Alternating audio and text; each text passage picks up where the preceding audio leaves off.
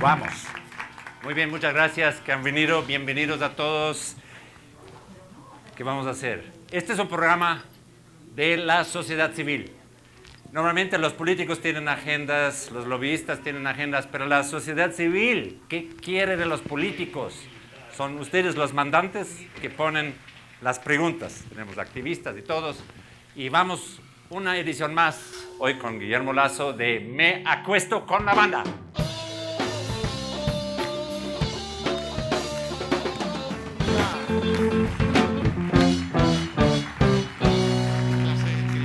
Guillermo, viniste antes de la hora, pero verá, vamos al mismo tiempo a pedirle, Bonil, maestro Bonil. Aquí estoy. Ahí está, mira. Hola, Bonil. Guillermo, ¿Qué tal? Un placer, mucho gusto en verte. ¿Tienes afilado ya las plumas? Tengo afilado la pluma, sí, y el plomo.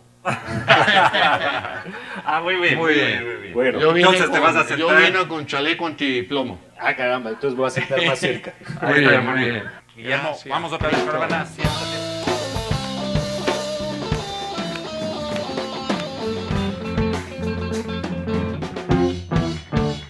A ver, el joven Hamlet dice, ¿ser o no ser? Esta es la pregunta. En una sola frase, Guillermo, ¿por qué quieres el poder? Yo no quiero el poder, No, yo no quiero el cargo de presidente de la República, no. yo quiero el trabajo del presidente de la República. El cargo es el símbolo del poder, el trabajo es el símbolo del esfuerzo, del espíritu de servicio. Y yo vengo de una generación del esfuerzo, del trabajo, del sacrificio, de asumir desafíos. Por lo tanto, no estoy de acuerdo con aquellos que vienen de la generación de los privilegios, ¿no? Y peor de aquellos privilegios financiados con recursos públicos. Ok, pero el poder lo vas a tener.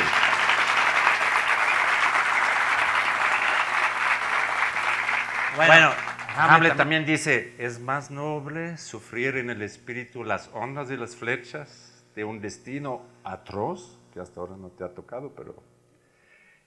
O levantarse en armas contra un mar de problemas y oponiéndose darles un fin. Esa es mi vida, Cristo. Yo comencé a trabajar a los 15 años de edad y nací en el seno de una familia de clase media pobre. Sí. Mi padre, un funcionario público durante toda su vida, con su sueldo fijo sostuvo a sus 11 hijos y a mi madre, su esposa. Yo soy el número 11 de aquellos 11 hijos. El más joven. El menor, no Sí, diría sí. que el más joven, el menor. Pero te quería preguntar, de paso, ¿la política divide a la familia? Yo diría que el correísmo ha marcado una ruta de división entre ecuatorianos, no solo entre la familia, ¿no? Si cada sábado te dicen que el periodista es corrupto, que el maestro es tirapiedra, que la gordita es horrorosa, que, en fin, cada profesión tiene un calificativo negativo, resulta que hoy estamos divididos entre todos los ecuatorianos, no solo algunas familias. Pero ¿Y en tu familia? yo diría que tengo 10 hermanos, 9 lacistas y un correísta, así que le damos una paliza a Correa en la familia.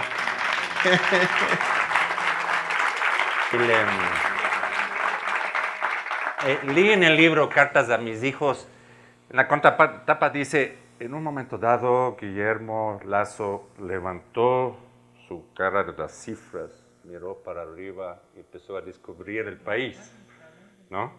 ¿Qué es esa motivación? O sea, ¿es para expiar culpas? Digamos, culpas de... Porque siempre tiene como un tufo de acumular dinero, porque es una profesión que trata para la salud de tu banco, tu propia salud, acumular dinero, ¿no? Entonces, en un momento dado, lo que te quería preguntar Por es, eso esta vocación ahorita me meto en la política, hay muchas posibilidades. ¿Es porque esto me falta, porque ya no me da otro kick? ¿O es porque quiero expiar culpas que tantos años solo me he metido en números en dinero? No, ni significa expiar culpas, ni es un asunto personal. Te voy a contar. Hace unos 4 meses, los corresponsales de prensa extranjera me invitaron a una reunión. Yeah. Una reunión, un conversatorio, una entrevista.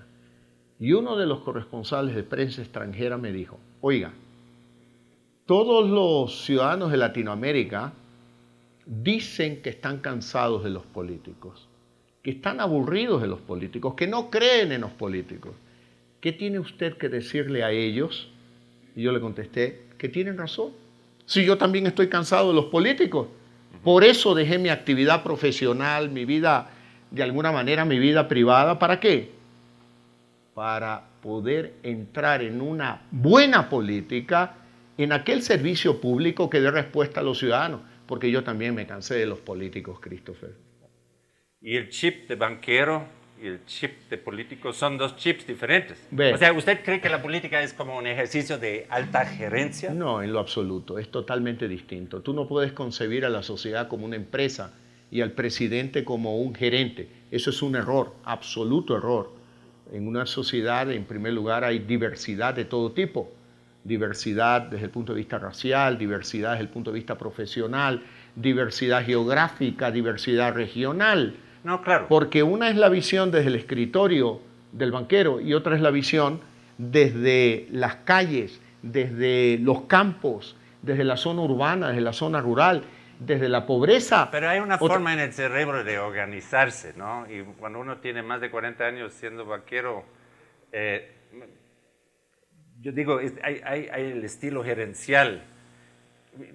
Por ejemplo, Compromiso Ecuador, yo no veo tantos alianzas con movimientos sociales, veo muchas personas de calibre, ¿sí?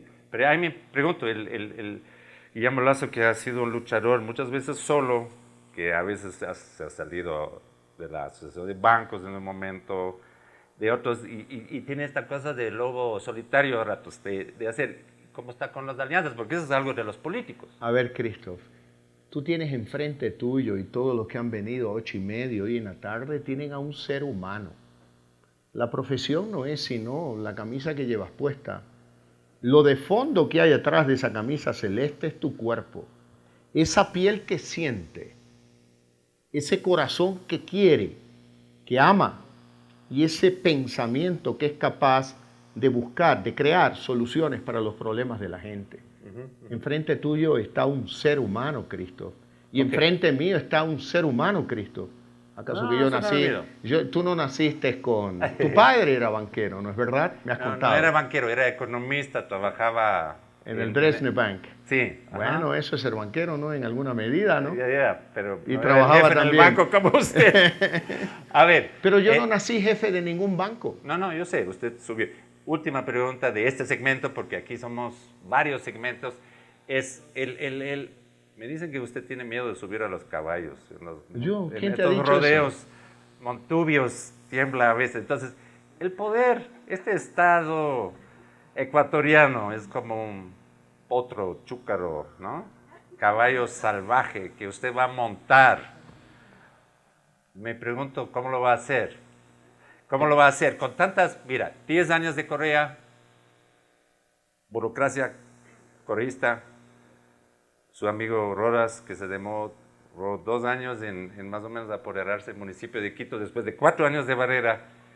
¿Cómo lo hace? ¿Cómo lo va a hacer? Porque ahí tiene primero Christoph, el desafío no es fácil, pero hay que hacerlo. ¿Por qué? Porque tú puedes decir entonces, es muy duro que lo hagan otros. Ese es el problema de la política latinoamericana.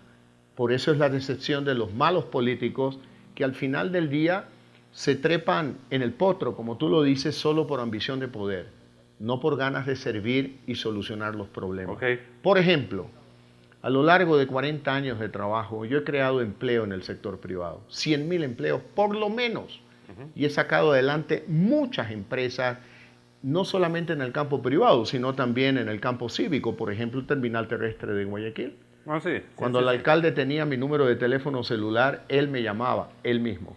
Y me dijo, ayúdame con el terminal terrestre. Oh, sí, sí, y 5 eso- años después se lo devolví a él y él a la ciudad como el más grande y más moderno de América Latina. Pero mi orgullo es que ahí hoy trabajan por lo menos 10.000 personas. Solo que ahí no tenía que enfrentar esa burocracia después de 10 años. Pero ya Oye, vamos a volver, cuidado, ya vamos a volver. Cuidado, no lo creas. No, Prostitución, tráfico de drogas, drogadicción, trata de blancas, sí, todo hubo en el oye, terminal. corrupción. Y también, ¿sabes lo peor? El desánimo de aquellos que te dicen, no, pues, vas a fracasar, ¿para qué te metes en eso? El desánimo de muchos que dicen, ¿y para qué quieres ser presidente? No, pues, es que Vamos alguien a lo otro tiene que segmento. hacer con buena intención.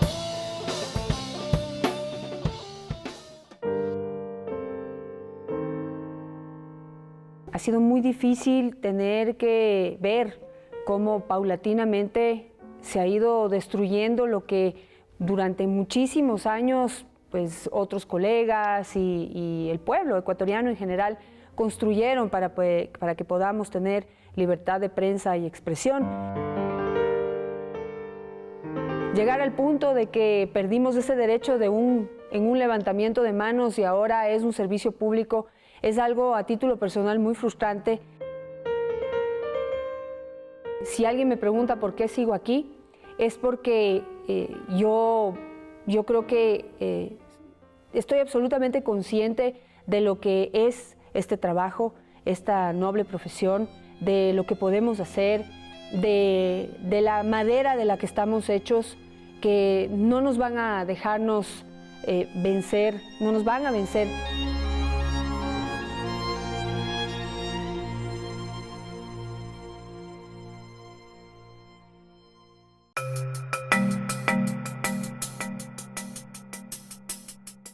Hola, soy Jorge Lanata con ganas de estar en la UTLA y con dobles ganas por estar en un país donde la libertad de prensa está cada día menos respetada, en el aniversario de Fundamedios. Espero verlos dentro de poquito, en unos días.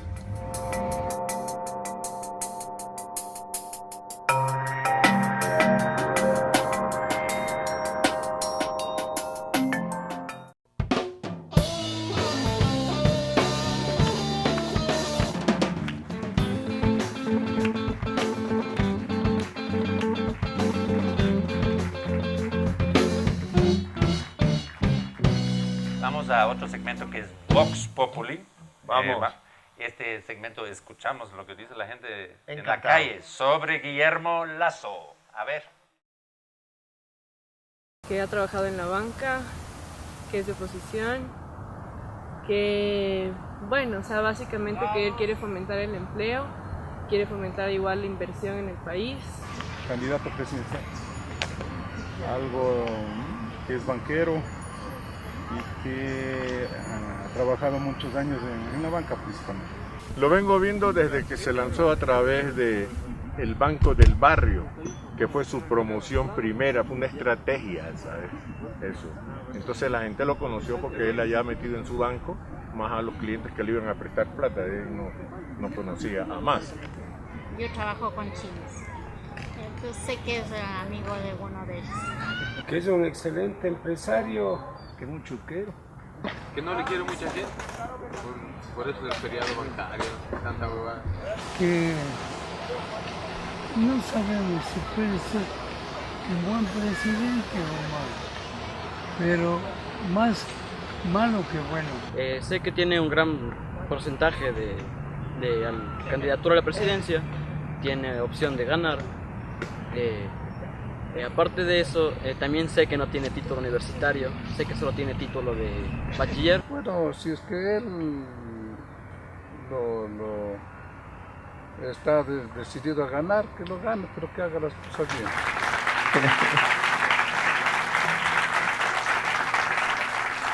Chulquero te dice. ¿Cómo? A ver. Pero también dicen Dicen otras cosas, obviamente. que he sido eficiente, ¿no? No, claro. El proyecto del programa de los bancos del barrio es un proyecto el más grande de bancarización en América Latina. Fue premiado por el BID. Y creo que hoy ya hay más de 5.000 bancos del barrio.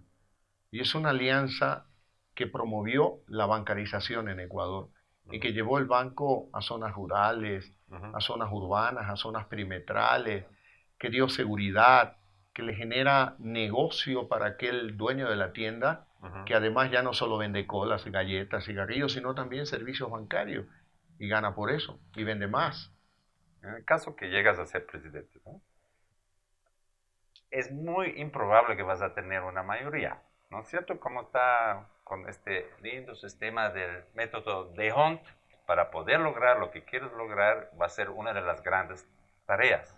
¿Cómo lo piensas emprender? Con gente con que ya te estás peleando, como Cintia y otros. Entonces yo me pregunto, ¿cómo vas a hacerlo? A ver, en primer lugar, lo que nosotros tenemos pensado es llamar una consulta popular en el primer mes de gobierno. Y una consulta popular, como dice el artículo, creo, 104 de la Constitución, que le da la facultad al presidente para llamar una consulta sobre cualquier aspecto. ¿Cuál es el aspecto que vamos a plantear? Uno, si los ecuatorianos están de acuerdo con ratificar o rectificar aquel paquete de enmienda que se aprobó ilegítimamente en la Asamblea Nacional en diciembre del 2015. Si están de acuerdo, hay que respetar la voluntad popular. Si no están de acuerdo, hay que dar marcha atrás a ese paquete de reformas, especialmente la reelección indefinida de las autoridades de elección popular. En segundo lugar, ¿está usted de acuerdo con cesar en sus funciones a los miembros del Consejo de Participación Ciudadana, que es la piedra angular de este hiperpresidencialismo del cual ha abusado el correísmo para llegar a un control total de las instituciones? Si los ecuatorianos están de acuerdo, pues se van a su casa los miembros del Consejo de Participación Ciudadana. Luego, ¿está usted de acuerdo en cesar a todas las autoridades de los organismos de control, Contraloría, Procuraduría, Fiscal, para que el fiscal pues no sea el primo del presidente, ni el tío, ni un partidario, sino que sea un profesional, y el Contralor sea alguien, por ejemplo, que no me quiere políticamente, ¿no? Pero yo no me peleo con nadie, pero me parece una mujer valiosa, ¿no? María Paula Romo. Sería una gran Contralora General del Estado, por ejemplo. ¿Para qué? Para que se ejerza la función desde el punto de vista institucional, no de la visión del compinche, ¿no? Soy amigo del presidente, tengo que defender el proyecto político, soy pariente del presidente. Si los ecuatorianos están de acuerdo, se van a su casa. Y con un régimen de transición, será la Asamblea Nacional la que nombra a las nuevas autoridades. Bien, pero mira, ley de comunicación, por ejemplo, ahí ya no es referéndum, eso es dentro de la Asamblea, y sin mayoría, 2/3 partes de la Asamblea. No por sentado eso. No, yo lo que me pregunto, por ejemplo, la ley de comunicación le da tantas facultades a controlar a los periodistas, ¿no es cierto? Si es imposible llegar a las 2/3 partes en la Asamblea, como presidente, ¿cómo va a manejar esa ley? A ver, en primer lugar, la Constitución determina que existe una ley de comunicación. Por lo tanto, es orgánica. Claro, por lo tanto será el pueblo ecuatoriano el que en aquella consulta popular diga yo estoy de acuerdo con la derogatoria de la ley o con el cambio de la ley. ¿Para qué? Para que tener una ley de comunicación que promueva la libertad de expresión, que no la restrinja como la actual. Una expresión de la restricción o de lo represiva que es que desde que existe la ley hasta hoy, si no me equivoco, cerca de 3 años ya, se han sancionado a 144 medios de comunicación. 143 independientes y uno público. Ahí tienes claro que el objetivo de la autoridad de la Supercom es solamente perseguir a los medios de comunicación así quieren independientes. luego obligar a la Asamblea, porque la Asamblea necesita, o sea, las leyes se deshacen de la misma forma como se hicieron. Sí, pero en el caso de la ley de comunicación lo enviaremos por consulta popular, para que sea el pueblo el que lo resuelva. Y por otro lado, tú estás partiendo de una premisa que, con todo respeto, yo no comparto, porque estás partiendo de una premisa de que la mayoría de la Asamblea la van a tener otros y no la alianza, creo, 21, Suma 23 y Juntos Podemos. Y por otro lado, así de paso, un pie de página. Yo no me peleo nunca con nadie. Y los que quieren pelearse conmigo pierden el tiempo. Así que yo creo que democracia es tolerancia, diálogo y búsqueda de acuerdos, aún con la gente a la que tú no le caigas bien.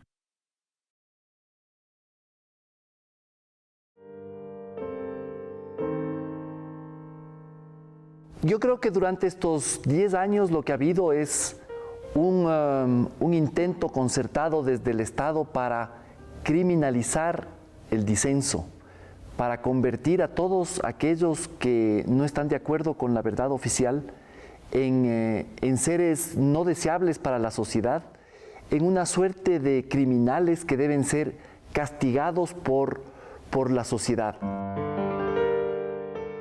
Se me ha acusado de agente de la CIA en un sistema donde nosotros los criminalizados, como he dicho, no tenemos derecho ni a la réplica ni a la defensa.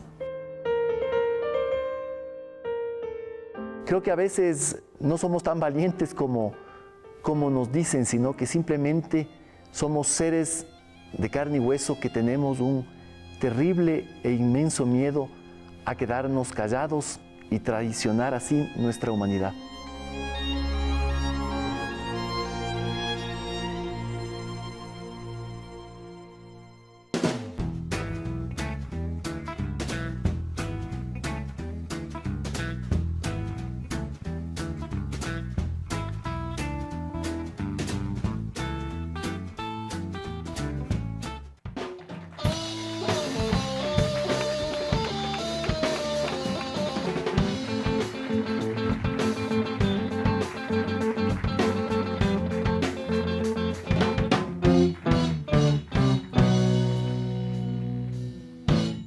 Vamos con los activistas de la sociedad civil que ahora van a interpelar a Guillermo Lasso. Muy bien. Primera, Rocío Carpio. Tu pregunta, por favor, al Hola, candidato. Rocío, ¿cómo Buenas vas? tardes, comunicadora y activista pro derechos y libertades. Muy bien. Uno de los derechos más vulnerados actualmente es el de la libertad de expresión y dentro de eso la libertad de prensa. Yo quiero saber, en el caso de que usted asumiera la presidencia, ¿cómo recibiría la crítica, justa o no? Y la crítica directa, sobre todo, si usted la toleraría o cuál sería su accionar. Si te digo que la voy a tolerar, tienes derecho a dudar. Así que no queda más que votes por mí. Gano y vas a comprobar que sí, que soy tolerante. Yo creo, si me permite complementar la pregunta, Rocío, yo creo en una prensa libre e independiente como el mejor aliado de un gobierno honesto. Y creo en el ejercicio del periodismo investigativo como una de las armas efectivas de lucha contra la corrupción. Y me comprometo no solo a derogar la ley de comunicación, me comprometo a inmediatamente traspasar a manos independientes los medios de comunicación, unos que dicen que son públicos y de público no tienen nada, lo único que difunden es la visión del partido de gobierno. Un gobierno no puede tener control. ¿Perdón? Así va a ser, Rocío. Pamela Troya. Una pregunta Pamela, no qué gusto fácil como la conocerte primera. personalmente, Pamela. Igual, Guillermo. Mucho gracias. Gusto. Bueno, aquí viene una pregunta un poco, bueno, ya vamos a ver. La Corte Constitucional actual, afín a este gobierno, lleva 2 años y medio sin pronunciarse sobre la acción extraordinaria de protección que interpusimos mi pareja Gabriela Correa y yo sobre lo discriminatorio del artículo 67 de la Constitución que define el matrimonio como la unión entre hombre y mujer. El que solo tengamos unión de hecho como única forma de protección jurídica de nuestras uniones es totalmente discriminatorio y nos señala como ciudadanos de segunda, acreedores únicamente a derechos a medio.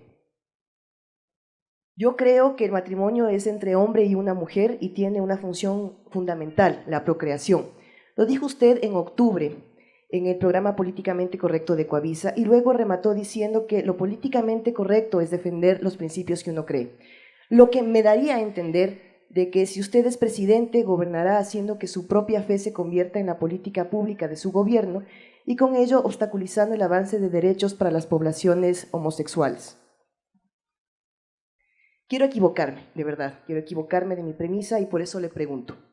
Si usted llega a la presidencia, ¿obstaculizará la consecución del matrimonio civil igualitario en el Ecuador o dejará que esto lo resuelva libremente una Corte Constitucional independiente de la función ejecutiva?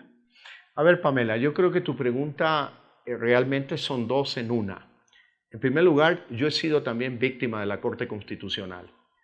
En Compromiso Ecuador y en Creo lideramos una consulta popular y la Corte Constitucional le negó, no a nosotros, a los ciudadanos ecuatorianos el derecho de una consulta popular para que sea el pueblo el que resuelva si estaba de acuerdo o no, por ejemplo, con la reelección indefinida. En primer lugar, dicho esto, un demócrata lo único que aspira es que las instituciones funcionen y que den respuestas, no que me den gusto a mí, ni le den gusto a los principios del presidente, que funcione, que responda a los ciudadanos, que responda a la sociedad civil. Ya. No lo podemos preguntar más. A ver, Javier Deja León. que aplauda Pamela, que siga aplaudiendo. Le grabaron también, le Muy grabaron. bien, Pamela, gracias. Le grabaron también. Javier León. Javier León, vocero del colectivo Yas Unidos. La Constitución actual, en el artículo 401, establece la prohibición de cultivos genéticamente modificados o cultivos transgénicos en el Ecuador por sus impactos a la salud y a la agricultura. Asimismo existe el principio de precaución en la Constitución. De llegar usted a la presidencia, ¿mantendría estos candados constitucionales que se desarrollaron justamente para proteger la agrobiodiversidad y la soberanía alimentaria de nuestro país? Es un mandato constitucional. El presidente no tiene derecho por su propia voluntad a reformar la Constitución. En caso de llegar a hacerlo, yo soy un demócrata. Si yo impulsé, junto con Creo y Compromiso Ecuador, todos juntos impulsamos una consulta popular que merecía la decisión del pueblo ecuatoriano, imagínate también en este caso. Por lo tanto, la Constitución está ahí, hay que respetarla, y yo no he planteado ninguna reforma constitucional en ese campo. Estefanía Altamirano, por favor. Estefanía. Hola, yo soy Estefanía Altamirano, soy activista del Frente Ecuatoriano por la Defensa de los Derechos Sexuales y Derechos Reproductivos. Yo hace algunos años tuve que ser intervenida de emergencia, accedí a un aborto terapéutico porque de lo contrario mi vida había corrido muchísimo peligro, al igual que cientos de mujeres que durante todos estos años han accedido a abortos terapéuticos según cifras oficiales del Ministerio de Salud. Usted en una carta abierta enviada a Rafael Correa en el año 2013 le decía que debería llevar su compromiso con la vida humana hasta la absoluta coherencia, proponiendo que se borre ese vestigio de antihumanismo de nuestra legislación. Al igual se ha pronunciado en esta campaña electoral, es decir, que propone eliminar el aborto terapéutico. Si usted es elegido presidente, ¿derogará el aborto para salvar la vida y salud de las mujeres, aunque esto signifique condenar a la muerte a miles de mujeres en el Ecuador, incluyéndome a mí, especialmente a las mujeres más pobres? En primer lugar, yo no condenaría a la muerte a ningún ser humano, sea este hombre, sea mujer, sea un feto, sea un embrión. Yo defiendo la vida desde la concepción hasta la muerte natural. Yo creo que es un tema donde debemos de plantearnos la defensa de la vida tanto de la madre como de aquel embrión. Ese es un desafío. Yo te voy a ser sincero, yo no tengo la vara mágica para responder y plantear la solución definitiva. Yo creo que debemos de impulsar un debate en la sociedad ecuatoriana. Yo tengo mis principios, pero esos son mis principios personales. Yo creo que la sociedad ecuatoriana lo debe de debatir, como por ejemplo en este programa. Tú me lo planteas, yo te lo respondo, todos están escuchando, todos están oyendo. Yo no he cambiado de principios, pero tu caso me lleva a pensar que tenemos que pensar en la vida de las madres, en la vida de las mujeres. Debemos de pensar en ellas y pensar en opciones. Por ejemplo, hay que desburocratizar el proceso de adopción. Si hay una madre que no desea al niño y tiene un embarazo no deseado, probablemente la alternativa puede ser otra madre que no tiene la posibilidad de embarazarse y que espera adoptar a aquel niño. Deberíamos de desburocratizar el proceso, hacerlo mucho más ágil. Lo que me parece positivo, Guillermo, de lo último que dijiste es impulsar el debate. En Alemania duró un año ese debate sobre el aborto y estaban todos los grupos, los de iglesia que decían aborto es matanza, y estaban los grupos de las mujeres. Lo que dio la vuelta a una legislación nueva sobre el aborto fue cuando muchas mujeres conocidas en un periódico, en una revista de la época, dicen yo aborté y tuve tal situación.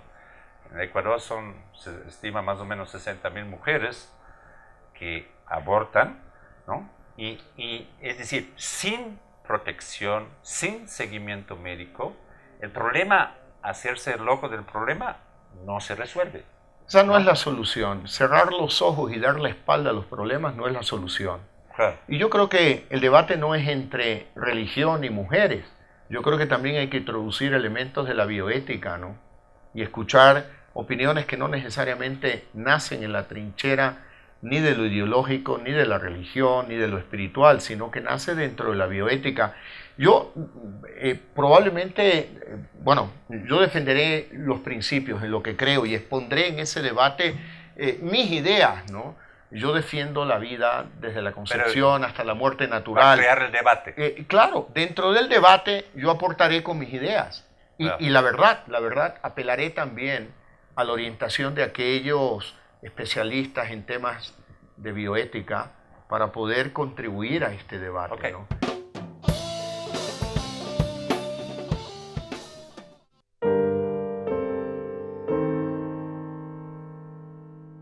Todas estas experiencias me han dejado una convicción, que es que a través del humor yo pude sortear, pude driblar, pude en suma resistir. Para mí, el reto personal fue una invitación a mantener el humor como una defensa, no como un ataque, como una defensa. Siempre será preferible un humor, una caricatura, a un insulto, una pedrada.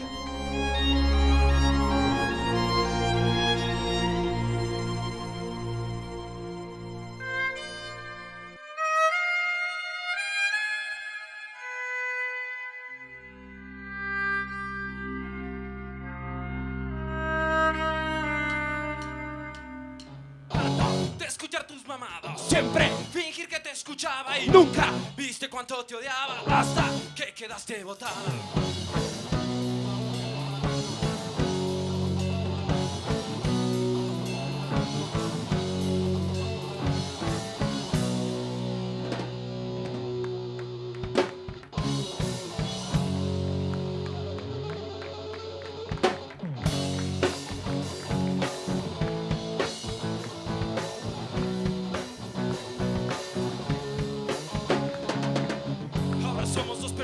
Distintas, no nos une la melancolía. El futuro está fuera de cinta y la vida me atrae todavía. Quisiera darte un poco de tiempo, pero tiempo es lo que yo no tengo. Quisiera verte un momento en silencio, sin tener que escuchar tus lamentos. Pero no todo es tu culpa, no todo es tu error. También los culpo a aquellos que están junto a vos. Tener conciencia en esta dura situación, ver suplicando tu alma por un perdón.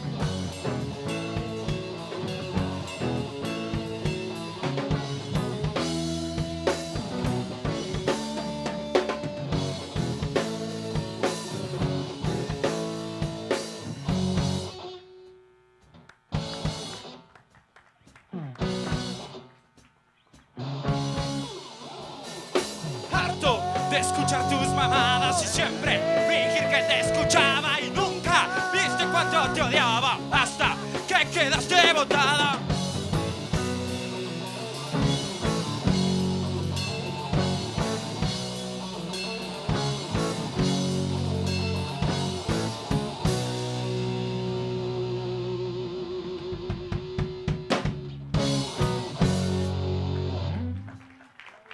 A ver, se importan anualmente 14 millones de kilos de pesticidas. O sea, 14 millones de ecuatorianos, 1 kilo por cada cabeza. Uno para un poquito menos, porque somos 16 millones de ecuatorianos. ¿Ya son? Sí, bueno, ya somos. Entonces llegamos casi al kilo por persona. Yo muchas veces me pregunto, ese es un tema de la comida diaria de los ecuatorianos. ¿Qué control hay y qué regularización para que nosotros de lo que comemos en frutas, en comida, no esté contaminado? ¿Qué puede hacer un presidente para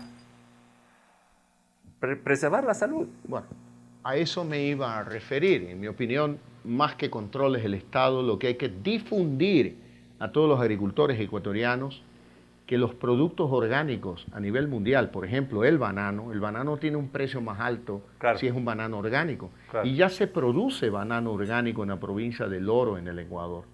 ¿Y cuál es el mejor estímulo para el producto orgánico? El mercado, los precios del mercado. Si te pagan más, probablemente estás dispuesto a hacer esfuerzos por producir aquellos productos orgánicos. Por ejemplo, hay supermercados de productos orgánicos, donde los precios son mejores. Están creciendo. Claro, entonces, hay que difundir entre los agricultores y estimular procesos que premien, beneficien al producto orgánico. Lo que necesitamos es difundir. O un control de consumidor más pero poderoso. Claro, pero la propia sociedad civil, que esté dispuesto a pagar un 1 o 2% por una papa orgánica más que por una papa regular, normal, ese es el mejor control. Un hombre que tiene justo un problema grande con su hijo ahorita, le conté que le voy a entrevistar y me dice, pregúntale si va a privatizar a la salud. En lo absoluto. Mira, hay varios problemas en el Ecuador. El primero, de acuerdo con estándares internacionales, deberíamos de tener una cama cada 2.000 habitantes. El Ecuador tiene 16 millones de habitantes, deberíamos de tener, 2 camas cada 1.000 habitantes, deberíamos de tener 32.000 camas.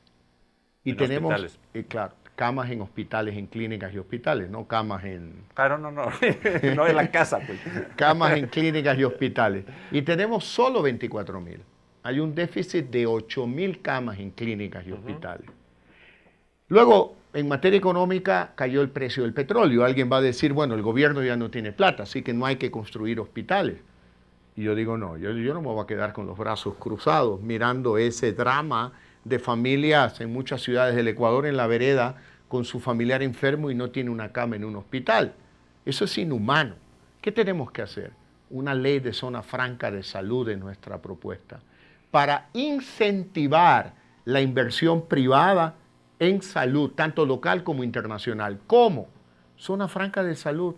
De por vida no pagarán impuesto a la renta, pero a cambio que le entreguen al gobierno al menos un 25% de la capacidad instalada para dar servicios gratuitos de salud a los sectores más vulnerables de la sociedad ecuatoriana. O sea, una parte es privada, otra parte es pública. Digamos, mira, ¿tú crees que es humano que el Hospital de Especialidades de Portoviejo, que ofrecieron entregarlo en el año 2012, todavía siga la construcción a nivel de bloques? Ni siquiera hay equipamiento. Eso no puede ser. No puede ser. En segundo lugar, mira tú, un déficit de 8.000 camas. Aproximadamente, esto no es exacto. Una cama, una inversión en un hospital equivale a cerca de $200.000 por cama. Para cubrir el déficit de 8.000 camas necesitamos $1.600 millones. Okay.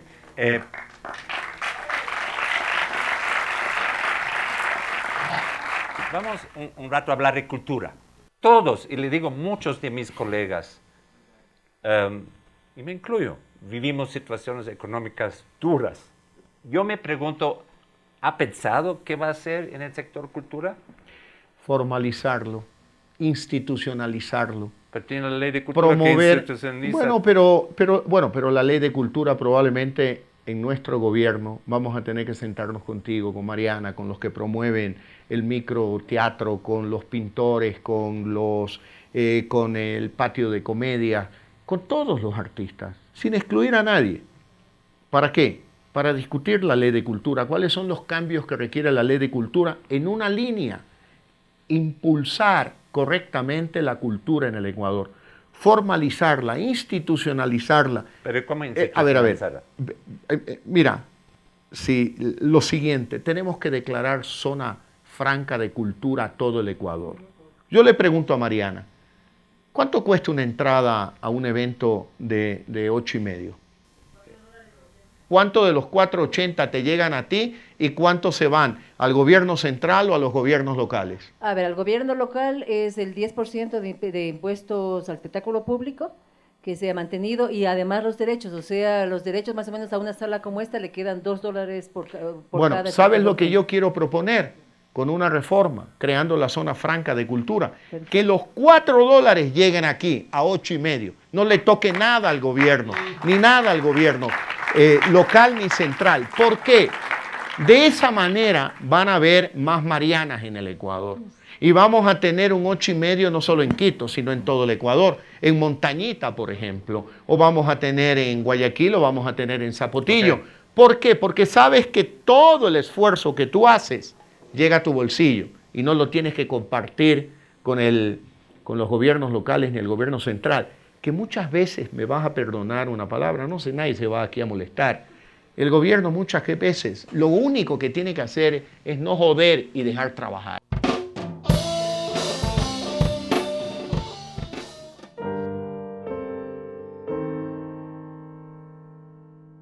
El derecho del público a saber lo que está pasando con los gobiernos y en temas de asuntos públicos es mucho más fuerte que incluso el derecho a la vida y el derecho a la libertad. Pero nosotros tenemos nuestros ideales muy altos y no importa lo que nos digan, no importa la forma como quieran seguirnos agrediendo, estamos aquí nosotros para continuar con la bandera en alto de la libertad de expresión, cumpliendo con nuestro trabajo.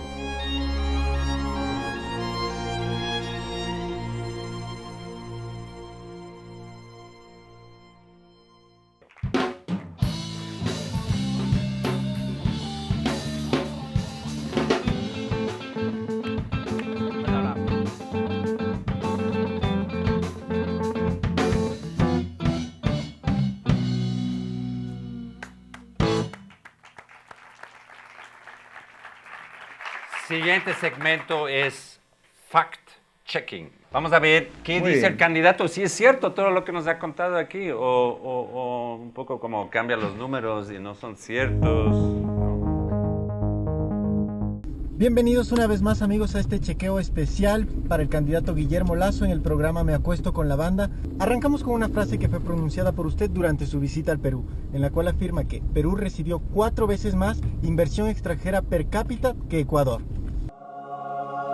Según la CEPAL, el Ecuador recibió $1.060 millones el año pasado por concepto de inversión extranjera directa y Perú, en cambio, recibió $7.800 millones. Hay una diferencia significativa por ahí. Perú, 7.800 millones de inversión extranjera directa, dividido entre 31.37 millones, es igual a 248.6 de inversión extranjera directa per cápita. En cambio, Ecuador, 1.060 millones de inversión extranjera directa, dividido entre 16.14 millones de habitantes, es igual a 65.7 de inversión extranjera directa per cápita. Es decir, las 4 veces más de las que habla Lasso.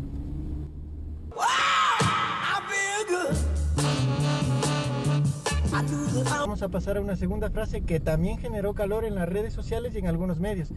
Ya saben, nos referimos a esa donde usted dice que vamos a permitir que puedan defender como varones a sus esposas y a sus hijos. En primer lugar, la Federación Nacional de Ganaderos reporta entre sus socios al menos 100 denuncias mensuales por robo de ganado. Pero otra cosa también es que las unidades de armas entre civiles cayeron de 49.000 a 29.000, lo que supone algo bastante significativo. Aparte de eso, la Constitución del 2008 nos recuerda que es importante que el Estado promueva una cultura de paz. Los insultos son balas que detengo en el aire al no contestar. Y por eso se prohibió la tenencia de armas entre civiles desde el año 2009. En el año 2011, por acuerdo ministerial, se prohibió el importe de armas y un año después la fabricación de armas en el territorio nacional. Pero lo más importante de todo esto es preguntarnos, candidato, ¿La respuesta para la inseguridad en el campo es armar a los campesinos? Bueno, y ahora cerramos este chequeo especial con una frase dicha por usted mismo. Tenemos centros de rehabilitación para aquellos niños y jóvenes que han caído en el consumo de drogas. No hay centro de rehabilitación público. Según los datos oficiales, en especial los del Ministerio de Salud Pública, existen 5 centros especializados en el tratamiento para personas con consumo problemático de alcohol y otras drogas. 3 para adolescentes y 2 para adultos. ¿Y el Hospital Gonzalo González? Ese mismo. Según el Ministerio de Salud, este CETAT funciona en Quito. Es uno de los más conocidos y ha atendido alrededor de 400 personas que requerían de internamiento voluntario. Como para no olvidarse, ¿no? Como para no olvidar. Consultamos con el psicoanalista Rodrigo Tenorio y él nos afirmó que en principio sobran centros de tratamiento. Pero, ¿a quién tratar? Ese mismo es el problema. Lo que pasa es que no se puede llamar éticamente tratamiento a alguna intervención realizada en contra de la voluntad del sujeto. ¡Estoy curado! ¡Gracias a Dios! Pero entonces, la respuesta a todos los problemas son los centros de rehabilitación. Esa sí es una pregunta para usted. Bueno, y ahora sí nos vamos. Gracias por participar en este chequeo a bordo. Síganos en nuestra web y en nuestras redes sociales. Ok, tenemos esas 2 preguntas. Comencemos por la última. Ya. Vamos por la última. En primer lugar, yo he sido muy claro al decir que debemos de impulsar un programa de prevención de uso de drogas en escuelas y colegios. La primera palabra es prevención. La segunda palabra es necesitamos hacer todos los ajustes legales para evitar el facilismo del micronarcotráfico. Luego, ¿qué es? ¿Más bueno, dura la legislación? A través del Código Orgánico Integral Penal se permite la tenencia de determinado nivel de droga a través de las tablas. Y claro, esto ha facilitado el micronarcotráfico porque se venden paquetitos de $1. Inclusive de una droga de muy mala calidad. Yo no estoy hablando de drogas de buena calidad o que recomienden ni de mala calidad, pero es que esa droga que se vende en escuelas y colegios, la H, muchas veces tiene, o muchas veces no, todo el tiempo, tiene ingredientes que son inaceptables para ingerir dentro del cuerpo humano. Pero ahí Y sería mucho más fácil se está destruyendo la vida de niños y de jóvenes. Entonces, necesitamos un gran programa de prevención para decirle al niño, mira, tu vida nos importa. A la niña, tu vida nos importa. Al joven decirle, tú eres importante para tu padre, tú eres importante para nosotros, para la sociedad ecuatoriana. No desperdicies tu vida. Pero hay otro problema. ¿Sabes quién vende drogas en escuelas y colegios? No todos, algunos, los propios padres. Ante la falta de trabajo, salen a vender drogas en escuelas y colegios. Hay jóvenes, hermanos mayores. ¿Hay un fact-checking sobre esto? Sí, que lo hagan. ¿Sabes por qué no hay la comprobación? Porque los maestros ecuatorianos están amenazados con ser destituidos si se atreven a hablar públicamente sobre estos problemas que hay en las escuelas y en los colegios. Pero yo me he reunido con ellos. A mí me consta, Guillermo, que yo estuve en Ibarra y hablé con una de las directoras de educación que están haciendo campañas en los colegios no solo campañas, pero persiguiendo a los vendedores. Permíteme desarrollar el tema. Es que el problema no es un esfuerzo aislado. No, para Tiene nada. que trabajar el gobierno y la sociedad civil. De partida yo explico, yo promoveré la descentralización administrativa, no solo a los municipios y a los consejos provinciales, también a la sociedad civil.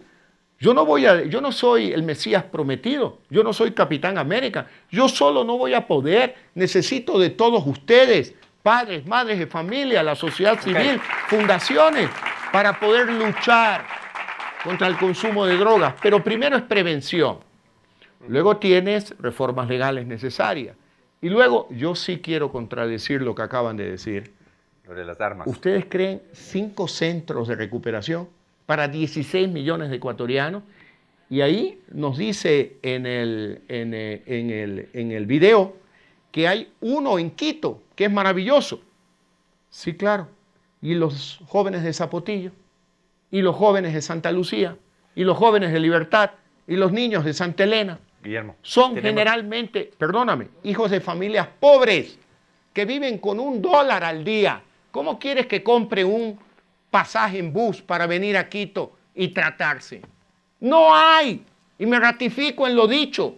porque no lo digo porque simplemente se me ocurre, porque son los padres de familias pobres del Ecuador, de Guayaquil, de Quito, de Loja, de Machala, de Huaquillas, los que me lo han dicho. No tienen dinero para poder recuperar porque se la acaba el salud programa de sus hijos. Perdóname con la pasión que lo digo. Ya. Perdóname. Ya, pero es mira, que, tenemos este segmento a ver, ya pero termina. quiero contestar la otra pregunta. Sí, exacto. Ya hasta me olvidé de qué se trataba. No, algo dijo así como de a las armas. Arrechera en el campo y armarles. Cuidado. Yo no, a ver, no confundamos las cosas, ¿no? Yo también puedo ponerme en el extremo para decir, entonces, ¿qué promueven? Que maten a los agricultores en el campo. Yo no creo que ellos promueven eso, porque eso sería un error llegar a esa conclusión. Como error es llegar a la conclusión que Guillermo Lasso promueve lo contrario de la paz entre la sociedad civil. Eso es absurdo, pues.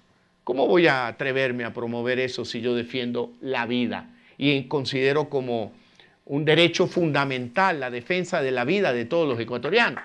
Pero no puede ser posible tampoco que un pobre agricultor se levanta a las 4 de la mañana para ir a su sembrío, deja a su esposa en la casa, deja a los hijos en la casa, llegan los delincuentes, agreden a la esposa, violan a las hijas.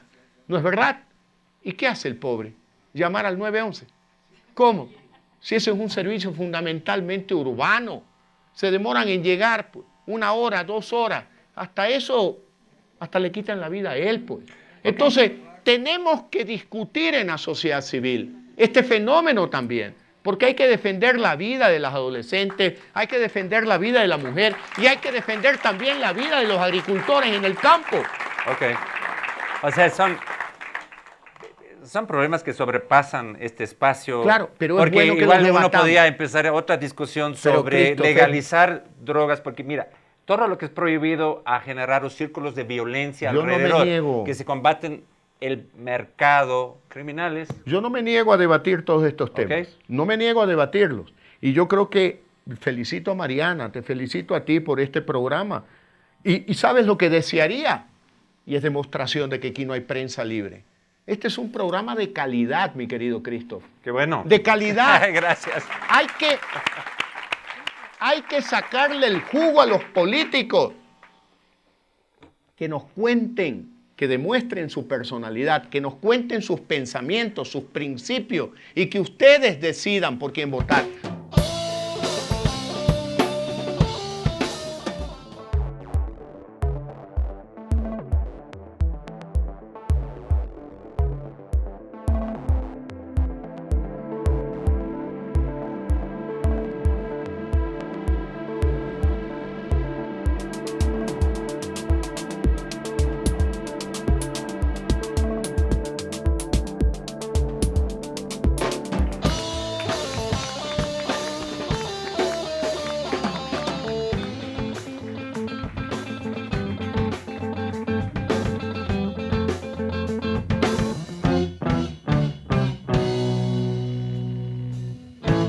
Tuitazos. A ver qué dicen en Twitter. ¿Qué preguntas, qué afirmaciones hay sobre Guillermo Lasso en Twitter? A ver, ¿cómo piensa dar autonomía a la justicia? Cambie su eslogan de 1 millón de empleos por 10.000 casos de corrupción resueltos. Es que podemos hacer las dos cosas al mismo tiempo, pues. No vamos a sustituir 1 millón de empleos por lucha contra la corrupción. Tenemos que crear empleo y luchar contra la corrupción. ¿Y cómo lo vamos a hacer? Fortaleciendo la justicia, ¿no? Yo planteo llamar a la ONU para que a la comisión, al área de derechos humanos, para que con una comisión técnica nos ayuden y nos apoyen para llevar a cabo una reforma de la justicia, donde no meta la mano ningún político, ni tampoco el gobierno. Y ¿Quieres claro, sentir mi poder? no hablemos de eso. Da miedo eso. Pero en todo caso tenemos que contar con una justicia independiente. Ok, siguiente tweet. A ver, esto es Eduardo Nieves. No hay motivo para continuar con este modelo de que el sector público se haga cargo de todo. Eso no es sostenible. Mariana Andrade aporta más a la cultura que al menos los últimos 3, 4 ministros de cultura. Pero Mariana tiene que tener incentivos. Mariana, miren ustedes, nos ha contado que de los $4 de entrada, $2 se quedan en el gobierno central y el gobierno autónomo. ¿Qué propongo yo? Que Mariana se quede con el 100% y no le entregue un centavo ni al gobierno central ni a los gobiernos autónomos. Por lo tanto, en materia de cultura, 8,5 está haciendo mucho más que los últimos 20 ministros de cultura en el Ecuador. 20. Claro. Vamos, Cuidado. siguiente tweet. A hacer un Vicente, a ser Augusto Espinosa. Guillermo Lazo ofrece reducir Estado a la mitad. 60% del personal está en salud y educación. ¿Cuántos maestros médicos despedirá? Yo no sé cuándo he dicho yo que reducir el Estado a la mitad. Yo nunca lo he dicho, en primer lugar. Esa es una premisa falsa. En segundo lugar, yo no he hablado de despedir a nadie. Hoy día justamente en una radio me dirigí a todos los empleados públicos del Ecuador y les dije, aquí nadie tiene una política de despido masivos. Hay que hacer las cosas con inteligencia. ¿Cómo reduces el gasto sin despedir personal? ¿Quieres que te lo cuente? Te lo explico. No, el gasto del gobierno central son 25.000 millones de dólares. 18.000 de gasto de operación donde están los sueldos, salarios, agua, luz. Y 7.000 de gasto de inversión, lo que es la inversión en carreteras, hidroeléctricas, etcétera. Los 7.000 nosotros los vamos a reducir sin reducir la inversión. ¿A través de qué? Acuerdos de alianzas público-privadas. Para incorporar el capital privado en la construcción de carreteras, hidroeléctricas, ya hablé de la zona franca de salud para poder cubrir el déficit de camas en clínicas y hospitales. Si tú reduces de 7.000 a 2.000 y 5.000, es inversión privada, local, internacional, estás bajando el gasto público sin haber tocado el gasto de operación. Ahora, yo creo que hay consenso en el Ecuador. El señor Heller se tiene que ir a abrazar a los árboles en el jardín de su casa y dejarnos en paz a todos los ecuatorianos. Pero yo eso no he hablado y jamás he pensado tocar ni la nómina de maestros, ni de médicos, ni de policías, ni de militares en el Ecuador. Este es Alexandra Córdoba. ¿Cuándo incluirán en sus planes de trabajo a las personas desaparecidas? Creo que tiene razón, es un tema sobre el cual yo nunca me he referido. Alexandra, tienes razón, y una vez que he leído tu tweet, voy a incluirlo y vamos a tratar el tema. Esto tiene que ver con justicia, esto tiene que ver con democracia, esto tiene que ver inclusive con seguridad, con la despenalización de la protesta pública. Esto tiene que ver con el fortalecimiento de la Policía Nacional para generar esa seguridad a la que se refiere. Última pregunta mía es, a ver, según cómo se mueve el tablero político, si te toca hacer para la segunda vuelta, ¿no? Hacer una alianza, ¿harías con Cintia Viteri? Yo te voy a decir una cosa. Con Lenín. Lo que pasa es que Lenín no habla, pues, entonces no sabemos qué piensa. Pero bueno, pero yo te voy a decir una cosa. Mi obligación como presidente del Ecuador, mi obligación como candidato con reales opciones de ganar, es hablar con todos los ecuatorianos. Poner por delante el interés de los 16 millones de ecuatorianos y no poner por delante ni vanidades personales ni complejos personales que no los tengo. Por lo tanto, yo hablaré con todos. Absolutamente con todo. Ok.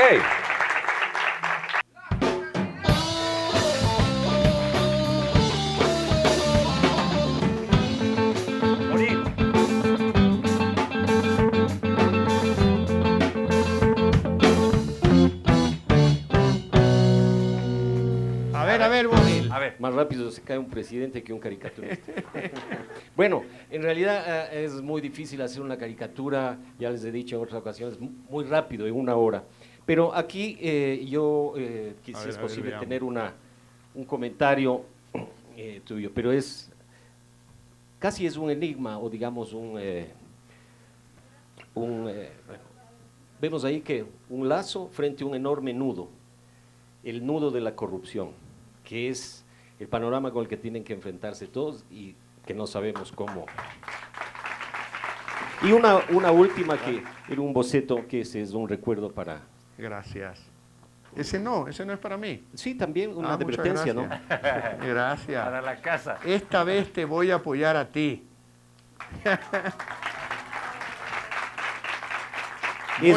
Es Guillermo Lasso apoyando esta vez al candidato Guillermo Lasso. Muchas gracias. Muchas gracias. Gracias, Guillermo.